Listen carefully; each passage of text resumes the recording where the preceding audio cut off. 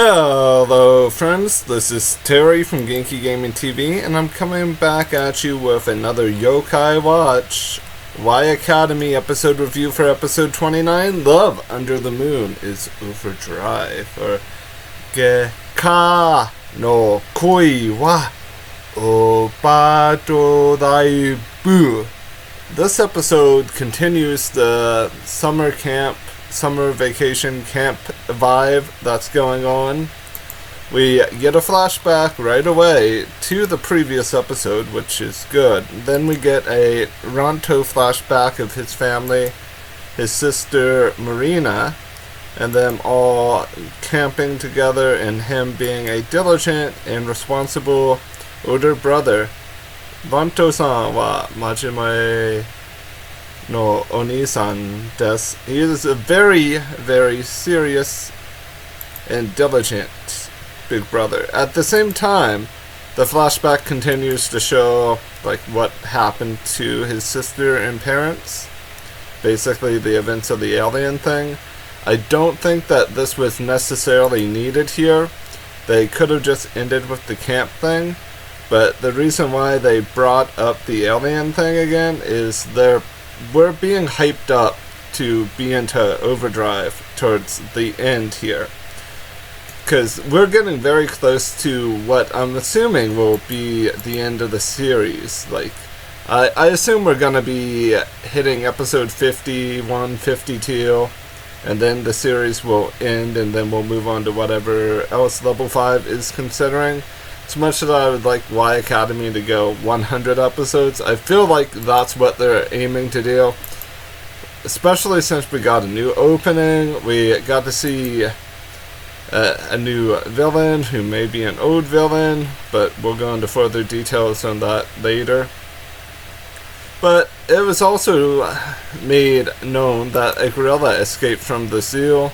This gorilla used to be very ninki, or popular.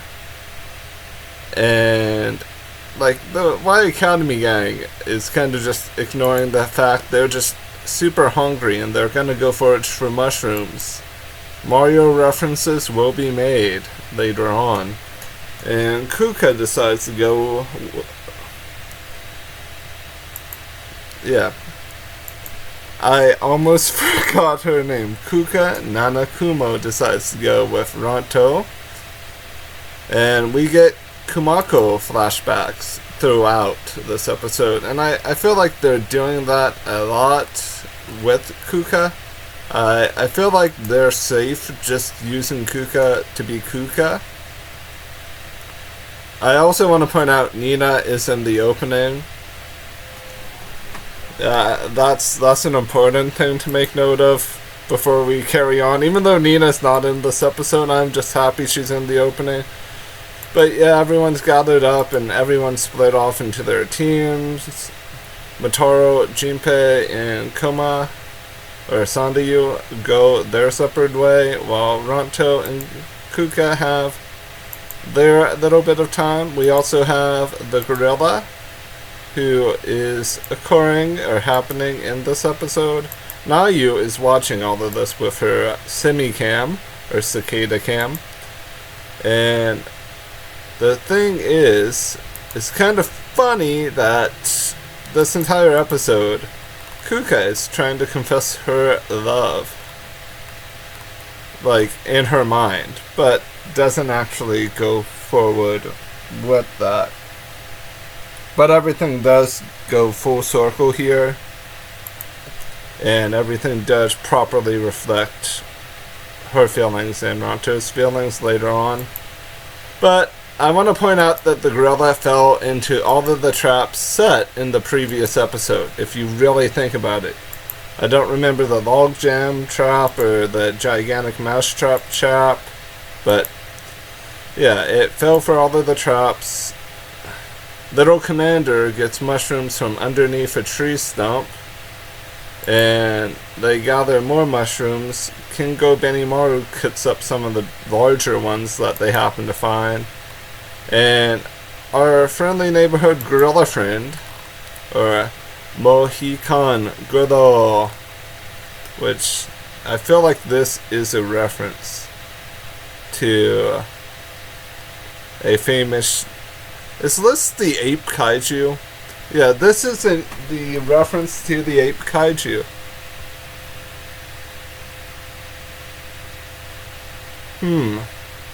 Also, the way he speaks kind of implies he has a family on top of things. Like something in the mannerism. But after he knocks himself out with sleep gas, because apparently that's a thing, he then meets Nayu. He tries to strike Nayu down, but fails, so she corrupts him and turns him into, I believe it's Mega Mohican, or Mohican? Yeah, Mega Mohican, right? Yeah. Mega Mohikong. Tomoichi-kun and Pa-kun references happened as well because of the mushroom thing, and Pa-kun because piranha plants, because there's a Mario reference later on. So Kukka is jump scared by Mega Mohikong, and Ranto is completely ineffective against him. This shadow fails. Is it Deep Space Shadow? I think it's Deep Space Shadow. I think that's it. Yeah, Deep Shadow Galaxy. That's it. Deep Shadow Galaxy. And apparently this is like the 5th character voiced by the talented Jun Fukuyama. Someone needs to give Jun a raise. Also, yeah, Deep Shadow Galaxy. That just sounds like a kick-butt Kamen Rider style name. The font looks really good for the English font, but the Japanese font's pretty much standard.